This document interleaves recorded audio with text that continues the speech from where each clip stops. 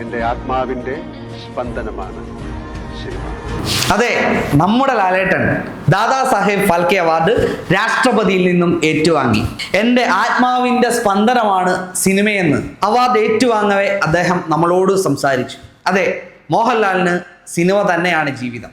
Dada Saheb Phalke award നേടുന്ന ആദ്യ മലയാള അഭിനേതാവ്, രണ്ടാമത്തെ മലയാളി, ഏറ്റവും പ്രായം കുറഞ്ഞ വ്യക്തി എന്നിങ്ങനെ ഒരുപാട് സവിശേഷതകളുണ്ട് ഈ അംഗീകാരത്തിന്. 9 സ്റ്റേറ്റ് അവാർഡുകൾ, 5 നാഷണൽ അവാർഡുകൾ, ലഫ്റ്റനന്റ് കേണൽ പദവി, black belt, Padma Shri, Padma Bhushan, doctorate പദവികൾ, കൂടാതെ ഗിന്നസ് പുരസ്കാരങ്ങളും. അങ്ങനെ പുരസ്കാര പട്ടിക നീളുകയാണ്. അത് ഇനിയും നീളുമെന്ന് മലയാളിക്ക് ഉറപ്പുണ്ട്. 47 വർഷം നീണ്ട സിനിമാ ജീവിതത്തിനിടയിൽ 360-ലധികം സിനിമകൾ, അതിൽ 100 സിനിമകളിലധികവും മറ്റു ഭാഷകളിലേക്ക് റീമേക്ക് ചെയ്യപ്പെട്ടതുകൂടിയാണ്. മഹാരഥന്മാർ അരങ്ങുവാണ മലയാള സിനിമാ ചരിത്രത്തിലേക്ക് മുടി നീട്ടി വളർത്തി തോള് ചരിച്ച് ഒരു വില്ലൻ ചിരിയുമായി കടന്നു വന്ന ആ യുവാവ് പതിയെ പതിയെ അമ്മമാർക്ക് മകനായും, സഹോദരിമാർക്ക് സഹോദരനായും, അനിയന്മാർക്ക് ചേട്ടനായും, എല്ലാത്തിനുമുപരി മലയാളിക്ക് അയാൾ ലാലേട്ടനായി.